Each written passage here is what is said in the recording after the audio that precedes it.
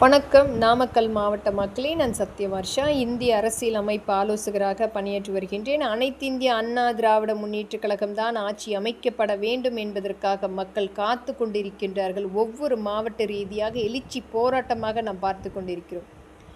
திராவிட முன்னேற்றக் கழகத்தினுடைய 2.0 என்பது குழந்தைகளையும் பெண்களையும் அச்சுறுத்தி ஒரு கடுமையான வனவாசத்தை காண்பித்த 5 வருடங்களில் பெண்கள் மட்டுமே 35,000 பெண்கள் கற்பழிக்கப்பட்டு வழக்குகள் பதிவு செய்திருக்கிறது.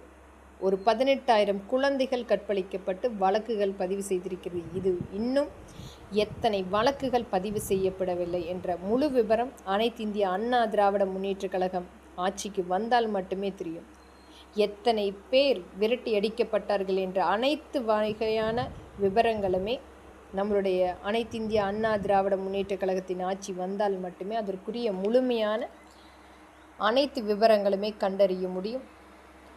இன்றைக்கு பெண்களை போதைப் பொருளாக வைத்து மட்டுமே இந்த திராவிட முன்னேற்றக் கழகம் இவர்களுடைய மிகப்பெரிய வன்கொடுமையை செய்து கொண்டிருக்கிறது. ஒவ்வொரு மாவட்ட ரீதியாக நடக்கின்ற அநீதிகள் என்பது ஒரு பெட்டிக்கடையில் வாங்கின்ற ஒரு மிட்டாய் கூட போதைப் பொருளாக மாறிக்கொண்டிருக்கிறது.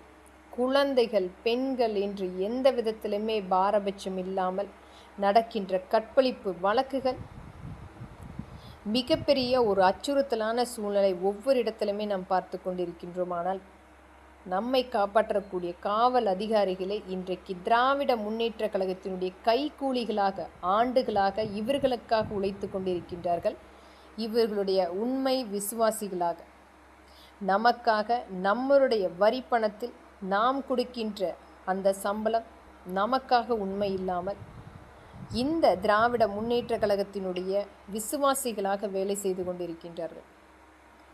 இன்றைக்கு இது மாதிரியான இந்த 2.0 ஆட்சி வேண்டுமா, அல்லது நமக்குரிய நமக்காக உழைத்து கொண்டிருக்கும் நம்மளுடைய தொண்டர்கள், நம்மளுடைய அனைத்திந்திய அண்ணா திராவிட முன்னேற்றக் கழகத்தினுடைய தொண்டர்களுடைய எத்தனையோ பேர் தங்களுடைய நலனுக்காக இல்லாமல் மக்களுக்காகவும் கட்சிக்காகவும் இன்றைக்கு உண்மையாக உழைத்து கொண்டிருக்கின்றார்கள். அவர்களுடைய ஆட்சி வேண்டுமா?